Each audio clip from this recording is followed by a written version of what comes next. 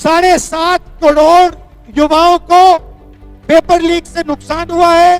पिछले 10 साल में हर महीने एक पेपर लीक हुआ है। हम स्टूडेंट सेंट्रिक सिस्टम चाहते हैं।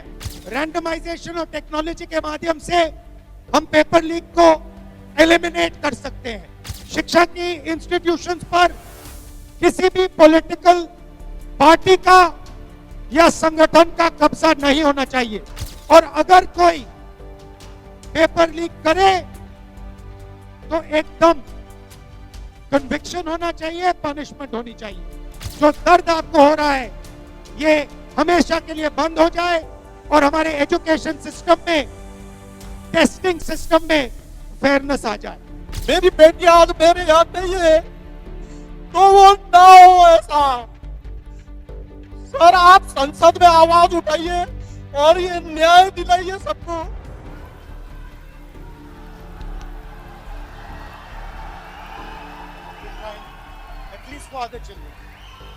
देखिए, हमने आज प्रॉब्लम डिफाइन की है। थोड़ा सा मैं सोल्यूशन के बारे में बोलना चाहता हूं। सबसे पहले जो हमारा टेस्टिंग सिस्टम है वो 20th सेंचुरी छोड़िए, वो 19th सेंचुरी का टेस्टिंग सिस्टम है। हमें सबसे पहले 21st सेंचुरी का टेस्टिंग सिस्टम चाहिए। इसका मतलब क्या है? आज का जो सिस्टम है वो examiner centric, government centric, testing centric system है। हम स्टूडेंट सेंट्रिक सिस्टम चाहते हैं।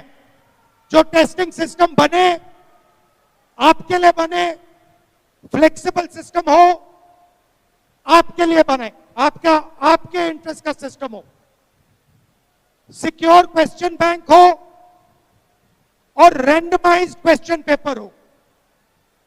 आजकल टेक्नोलॉजी के माध्यम से हम क्वेश्चन पेपर को रैंडमाइज कर सकते हैं। एक ही हॉल में अलग अलग स्टूडेंट्स को रैंडमाइज पेपर दिया जा सकता है। डीमैट में, एसएटी में यह सिस्टम लागू किया जाता है और यह टेस्टेड सिस्टम है। दूसरी बात, हिंदुस्तान में सारे के सारे एग्जाम एक दिन होते हैं। अगर हम टेक्नोलॉजी का प्रयोग करें, रैंडमाइज करें, तो हम एग्जाम को एक दिन नहीं मगर अनेक दिन पे दे सकते हैं। तो सिस्टम में फ्लेक्सिबिलिटी होनी चाहिए। रैंडमाइजेशन और टेक्नोलॉजी के माध्यम से हम पेपर लीक को एलिमिनेट कर सकते हैं। दूसरी बात, जो हमारे एजुकेशन इंस्टीट्यूशंस हैं ये इंडिपेंडेंट होने चाहिए। शिक्षा में, शिक्षा की इंस्टीट्यूशंस पर किसी भी पॉलिटिकल पार्टी का या संगठन का कब्जा नहीं होना चाहिए। वाइस चांसलर्स एक संगठन के नहीं होने चाहिए। नेशनल टेस्टिंग एजेंसी के जो इंचार्ज हैं वो एक राजनीतिक संगठन के नहीं होने चाहिए। दूसरी बात, एग्जाम देना सरकार का काम है। ये प्राइवेट कंपनी का काम नहीं हो सकता है।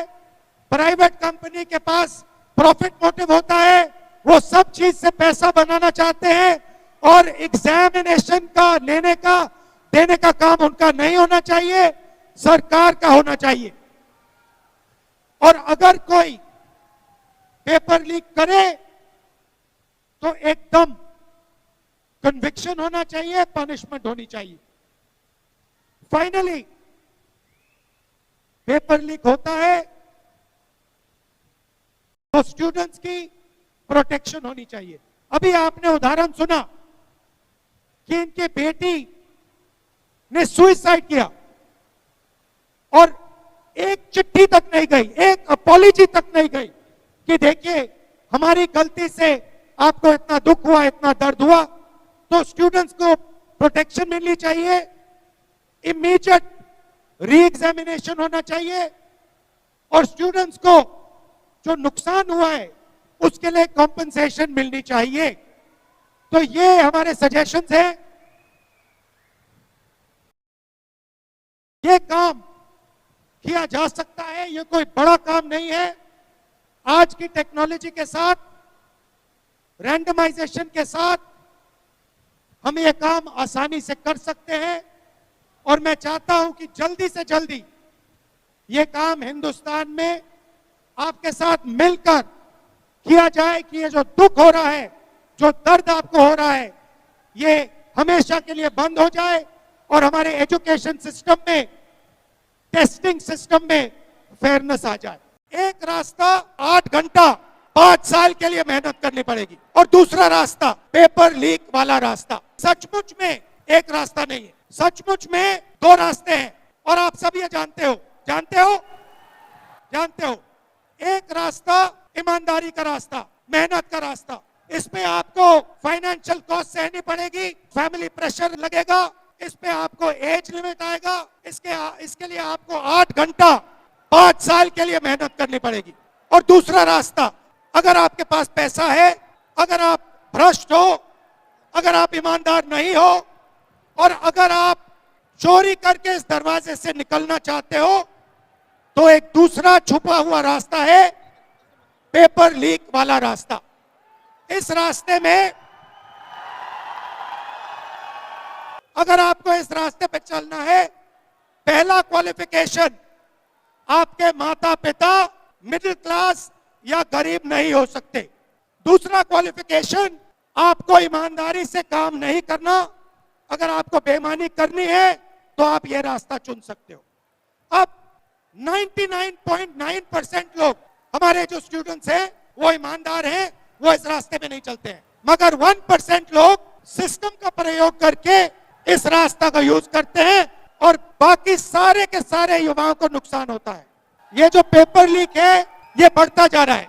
7.5 करोड़ स्टूडेंट्स को पिछले 10 साल में पेपर लीक ने डैमेज किया है।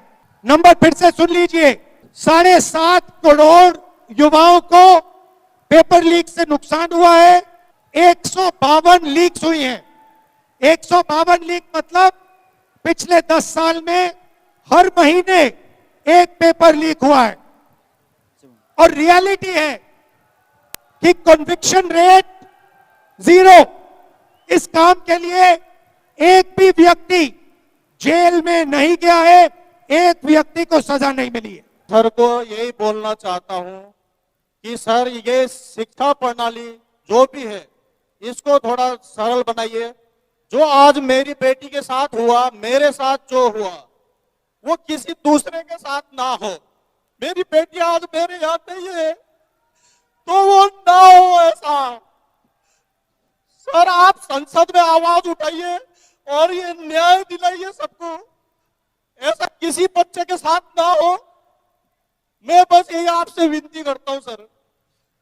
मेरी बेटी मुझे बहुत प्यारी थी, मैं नहीं रह पा रहा हूं उसके बिना, बहुत मुश्किल से जी रहा हूं और मैं बड़े मुश्किल से आया हूं। उसी के लिए मैं यहाँ आया हूं कि कम से कम सर आवाज तो उठा सकते हैं सदन में। आज इतने दिन हो गए, लेकिन ये मैं वही देख रहा था कि मेरी बेटी के साथ साथ और भी बच्चे हैं जिन्होंने अपनी जान दी है। उनके लिए एक मैसेज तक नहीं है, कि श्रद्धांजलि नहीं है उनको, एक कुछ मैसेज नहीं है। कम से कम आप इस्तीफा मत दो, कम से कम श्रद्धांजलि तो दे दो बच्चों को। मैं बस सर ज्यादा तो कुछ कह नहीं पाऊंगा, पर आपसे थोड़ी उम्मीद है, वो उम्मीद को जगाए रखिए, यही मेरी आपसे विनती है सर।